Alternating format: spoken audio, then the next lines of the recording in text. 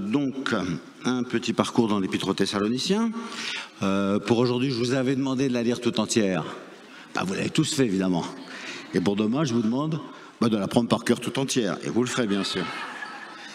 Donc, la première aux Thessaloniciens, le Noël de la littérature chrétienne, comme je disais hier, dans les 13 épîtres de Saint Paul, elle a une place à part, parce que c'est la première.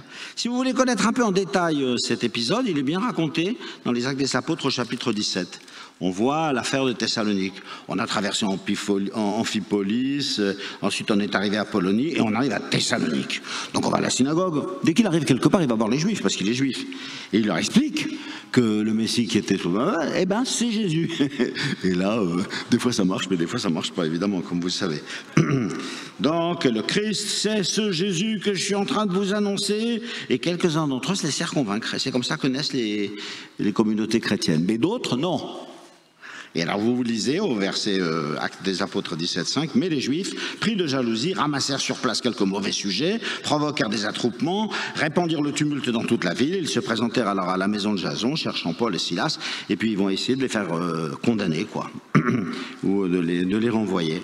Donc le ministère de Paul, Paul nous dit que c'est pas forcément un ministère facile, quoi, et que quand il essaye de dire la parole de Dieu, il y a quelques-uns qui l'accueillent, heureusement, et puis il y en a d'autres qui refusent. Donc, dans Acte 17, c'est pas mal Acte 17 parce que vous pouvez les lire et suivre presque sur une carte, si vous voulez, son itinéraire. C'est bien de connaître les choses de façon concrète, quoi. C'est-à-dire que tant qu'on entend des trucs comme Salonique et tout ça, et les noms des villes et qu'on ne sait pas où c'est, la parole de Dieu ne nous parle pas. Et vous voyez que ça change en vous si vous ouvrez un atlas. Pendant le temps pascal, on lit les Actes des Apôtres, et souvent les chrétiens ils disent « Ah, là, on est obligé d'ouvrir son atlas pour suivre l'épître de chaque jour. » C'est concret. C'est pas une parole de Dieu qui est en l'air comme ça, elle est vraiment dans notre terre. Ce sur quoi j'avais beaucoup insisté sur ce sujet, c'était l'indication très précieuse qu'il nous donne sur la foi. Tu dis que tu as la foi, est-ce que tu travailles? Le travail de la foi. La foi, ça se travaille. Parce que ça pose des questions, parce que comment je vais la communiquer aux autres, etc. La charité, la vérité de la charité, c'est pas je t'aime, c'est que je me fatigue pour toi. Et que quand arrive une difficulté pour toi, je ne vais pas ménager ma peine. Et l'espérance, donc, c'était les 6 mots sur lesquels on terminait. À ma connaissance, c'est le seul endroit où chacune des vertus théologales est qualifiée, précisée avec une attitude. Ce que je voudrais voir avec vous aujourd'hui, c'est montrer à quel point ce cher Paul est très attaché à eux, comme il les aime. C'est affectueux, c'est amical, c'est spirituel. Et si vous relisez, là, ces passages du début, vous pourrez le faire, vous relevez toutes les petites expressions où vous voyez comme il les aime. Frères aimés de Dieu, à tout moment je pense à vous, etc.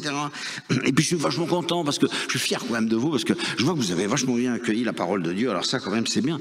Ma mission à moi, c'est d'annoncer la parole de Dieu. Si les gens s'en fichent, évidemment, je repars un peu penaud. Tandis que vous, les Thessaloniciens, alors on peut dire que vous avez accueilli la parole de Dieu pour ce qu'elle est vraiment, c'est-à-dire pas une parole d'homme, et puis vous vous êtes mis à nous imiter, à nous suivre.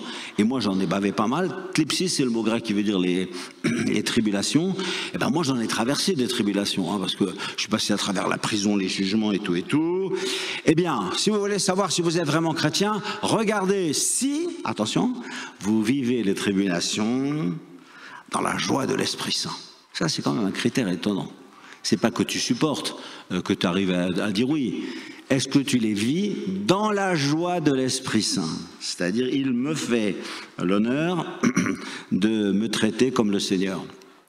Et donc, dans ces difficultés-là, je rebondis de joie parce que je sais que le Seigneur m'a choisi pour avancer un petit peu avec lui. Donc il dit les difficultés qu'il a rencontrées. Moi, des tribulations, thlipsis en grec, je l'ai déjà dit, j'ai quand même pas été épargné. Et alors il raconte toutes les souffrances. Quand j'étais à Philippe, c'est 2-2 ça, dans la Thessaloniciens, les souffrances et les insultes, etc. Et donc, mais je m'en fiche. Alors ça, c'est très beau aussi. On m'a tout le temps contré, mais moi, j'ai prêché en toute hardiesse.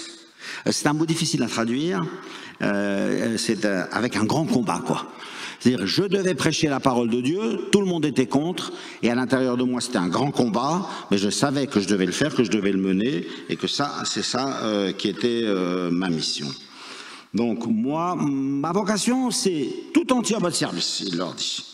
Et finalement, quand je vous vois, mes chers Thessaloniciens, je suis content parce que je vois que vous l'avez vraiment bien accueilli. Et pour vous aussi, il y a des ellipsis, là, des souffrances et des difficultés, et vous ne l'avez pas accueilli comme un morceau de sucre, quoi. C'est pas une tartine de miel. La parole de Dieu, c'est les tribulations, c'est la joie de l'Esprit Saint, et donc il faut avancer, et ça servira de modèle. Alors lui, il n'a pas peur. Des fois, on a l'impression qu'il se vante, Paul. Je ne sais pas si vous avez eu ce sentiment-là aussi. Et il dit, prenez-moi pour modèle. Voilà, le Seigneur, regardez comment il m'a brisé, il m'a remis debout et tout et tout. Et je ne peux pas dire que ça a été facile d'être votre évangélisateur. Donc je ne vous promets rien de cool, tranquille, facile, sucré, mais je vois que pour répandre la foi, il faut vous y donner. C'est une merveille, c'est une très grande joie. Et en même temps, ça vous donnera un certain nombre d'épreuves. D'abord, parce que vous leur direz qu'il n'y a qu'un seul vrai Dieu, et vous leur demanderez d'abandonner toutes leurs idoles pour se mettre au service du Dieu vivant. Et c'est assez beau de voir, si vous voulez, cette manière concrète qu'il a de les aimer. Alors là, vous pouvez, si vous voulez, après... Hier, j'ai demandé que tout le monde lise l'Épître aux Thessaloniciens en entier, vous l'avez fait. Aujourd'hui, je vais vous demander de l'apprendre par cœur et tout le monde l'aura fait. Mais enfin, au moins la lire, quoi. Et puis, connaître une épître bien et de près, c'est assez intéressant. Alors, vous regardez comment il en a bavé. Ouais. C'est-à-dire, quand il est venu dans cette ville qui est formidable et pour laquelle il rend grâce, ça n'a pas été du sucre, ça n'a pas été facile. Je suis venu chez vous et ça n'a pas été en vain. Je suis très content. Mais enfin, quand même, pour dire la vérité, j'ai dégusté un peu, quoi. Déjà, avant, quand je suis passé à Philippe, il dit toutes les souffrances et les insultes quand j'ai prêché l'évangile. Et donc, c'était ce combat, ce grand combat dont je viens de parler. Et ici, vous avez un mot qui est assez intéressant, qu'on voit plusieurs fois dans ces passages-là, qui est paressia en grec, c'est l'assurance. Au fond, j'ai des obstacles, mais pourquoi j'avance? Pas pour me faire casser la figure encore. C'est parce que en Jésus, il y a la totalité de la parole, voilà. Tout ce que Dieu a voulu dire aux hommes, c'est à l'intérieur de Jésus.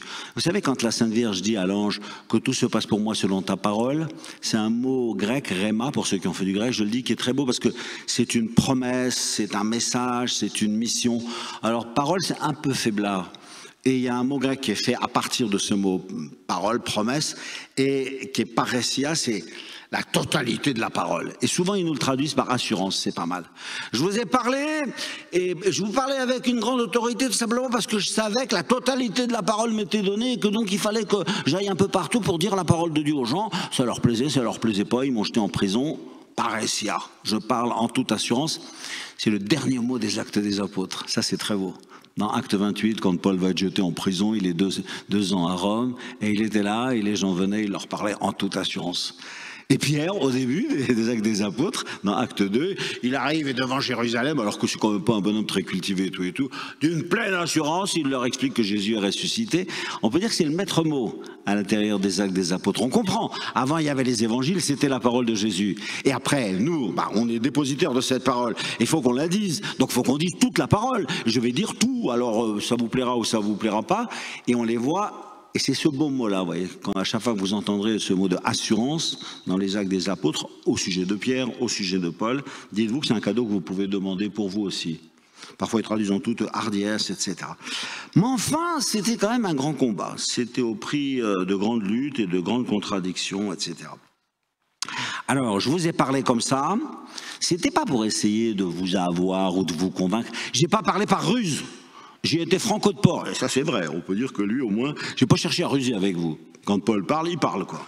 Et j'ai pas donné des doctrines fausses, ni impures, etc. Je vous ai annoncé la parole, et je cherchais à plaire, non pas aux hommes, je sais pas de me faire bien voir de vous, mais à Dieu. Ni flatterie, ni cupidité, ni gloire humaine, etc. J'ai jamais fait sentir mon autorité ou mon poids d'apôtre. J'ai surtout une conscience brûlante de ma mission. Puisque cette parole est venue en nous, en Jésus, et que je dois la transmettre au monde, ça va me brûler. Eh oui, c'est ça. Ça va pas forcément être facile pour moi. Donc, je vais devoir donner cette bonne nouvelle. Vous savez que c'est le mot évangile. Vous pouvez faire une petite investigation, et pour voir comment saint Paul utilise ce mot. À un moment, dans les Actes des Apôtres, le jour où il y a ce garçon qui se casse la gueule du 3e étage, là, dans les Actes des Apôtres au chapitre 20, il était en train de leur annoncer l'évangile de la grâce de Dieu. C'est-à-dire, c'est un moment où il résume tout le message de l'évangile en un seul mot, la grâce. Dans l'Épître aux Éphésiens, je voulais vous annoncer l'évangile de la paix. parce que Jésus est venu faire la paix entre le ciel et la terre. J'ai venu vous annoncer l'évangile de... Et alors on a tous ces mots qui sont là, l'évangile de la grâce, l'évangile de la paix. Dans la seconde aux Corinthiens, qui est une grande méditation sur la gloire, l'évangile de la gloire. Jean-Paul II, il a utilisé cette formule, quand il a écrit tout d'un coup l'encyclique, l'évangile de la vie. C'est-à-dire c'est la vie que Dieu nous a donnée, c'est ça qu'il faut servir et faire triompher. C'est une formule assez belle, c'est-à-dire je vais résumer toute la révélation chrétienne telle que je la vois en un seul mot. Et c'est ça que j'ai envie de vous faire passer. Et chez Paul, vous voyez plusieurs fois cette expression, encore une fois, l'évangile de la paix, l'évangile de la grâce, l'évangile de la gloire, l'évangile de votre salut.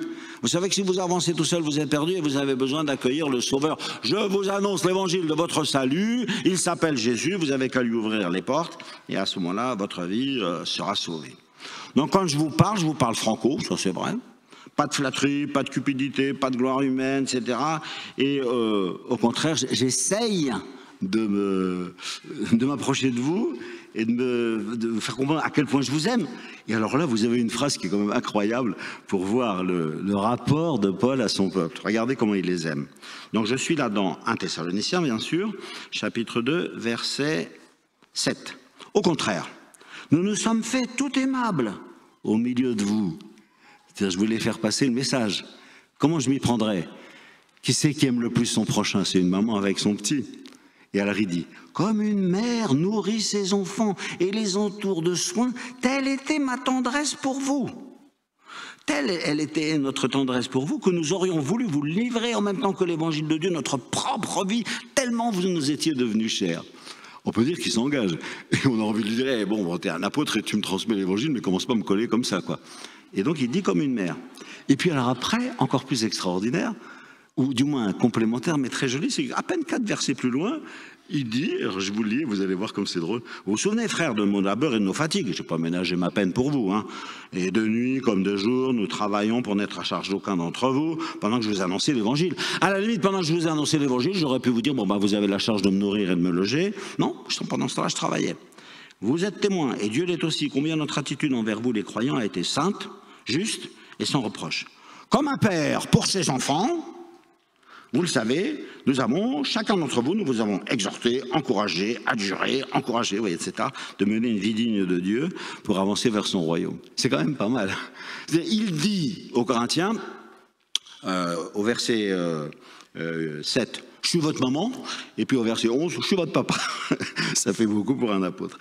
Je dis ça pour montrer l'engagement incroyable de Paul pour ces Thessaloniciens. Comme une mère nourrit ses enfants et les entoure, ça c'est ma tendresse pour vous.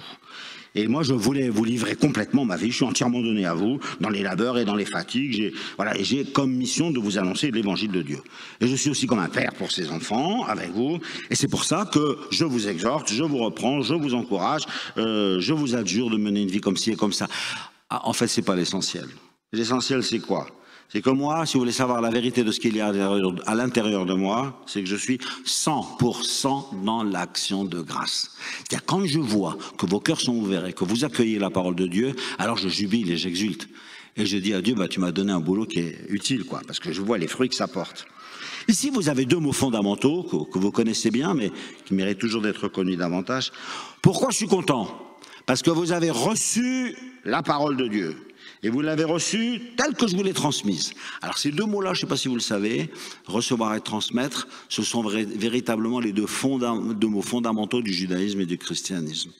Peut-être vous connaissez ces mots-là, même en hébreu, on dit Kabbal et Massorah. Les Juifs, par exemple, ils ont des massorettes, c'est ceux qui transmettent le texte d'une manière très pure, avec exactement tous les petits points, etc. Et ils ont transmis le texte parce que c'est le texte de la parole de Dieu et il est hyper sacré. Et donc il faut le transmettre de manière très, très, très, très exacte et précise. Et lui, Paul, il a ce même désir. Moi, je suis un massorette. Et il faut que je vous transmette, les choses exactement comme je les ai reçues. Il ne faut pas que j'y mette mes grosses pattes sales. Et ça, c'est beau. C'est-à-dire, dans la sainteté brûlante de ce message qu'il transmet, lui-même, il disparaît et il dit, j'ai bien écouté, j'ai tout intériorisé et tout ce que j'ai reçu. C'est l'origine du mot Kabbal. En français, malheureusement, Kabbal et kabbalistique, c'est devenu un mot, du truc compliqué, etc. Je trouve que c'est pas mal pour nous de reconnaître l'origine de ce mot.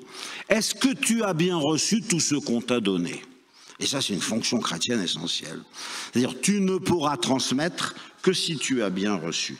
Je vous transmets, alors ça c'est très fort, la parole de Dieu pour ce qu'elle est réellement, Non pas une parole d'homme, c'est dans 2,14 je crois, non pas comme une parole d'homme, mais vraiment comme une parole de Dieu. Et je ne vous cache pas la vérité, ça va vous faire souffrir. Parce qu'il y a des gens qui vont la refuser, qui vont vous envoyer promener, etc.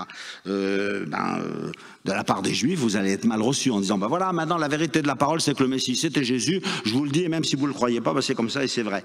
Évidemment, c'est un petit peu difficile pour eux, vous comprenez. Et là, c'est la même chose pour nous aujourd'hui. Est-ce que c'est facile pour nous d'annoncer aux Français d'aujourd'hui la parole de Dieu telle qu'elle est, etc. On fait comme on peut. Et puis des fois, y a des gens qui écoutent et qui s'éveillent et qui cherchent. Et c'est notre joie. Et d'autres fois, on se fait un petit peu renvoyer ou rembarrer. On sait, ça fait partie et de la vie de Paul et de la vie de nous aujourd'hui. C'est notre mission. Satan a toujours voulu marcher en... Satan, vous savez, c'est un mot hébreu qui veut dire je me mets en travers du chemin. C'est-à-dire tu veux avancer par là et il vient se placer exactement en face de nous pour essayer de nous empêcher de passer. Donc il faut qu'on bouscule Satan et qu'on passe quand même. C'est notre mission, c'est notre espérance, c'est notre joie. Et il dit ça c'est notre couronne. En fait, quand je vous écris à vous, les Thessaloniciens, et que je me rappelle que je suis passé chez vous, maintenant que je suis passé à Corinthe et dans d'autres endroits beaucoup plus difficiles, eh bien, je vous dis, alors je termine par là aujourd'hui, vous voulez savoir ce que vous êtes, mes chers Thessaloniciens? Et alors il dit, vous êtes notre gloire et notre joie. Je suis très content, parce que quand je vous annonce la parole de Dieu, vous ne comprenez pas tout, ni même moi quand je vous la transmets, mais en fait je suis content parce que je vois que vous la recevez. Donc demain on poursuivra à la suite de ce chapitre 2, et après avoir vu aujourd'hui ce qui est l'attachement incroyable de cet apôtre qui les aime comme un père, qui les aime comme une mère, et qui veut déverser la cascade, la merveille de la parole de Dieu sur eux. Bonne journée à tout le monde.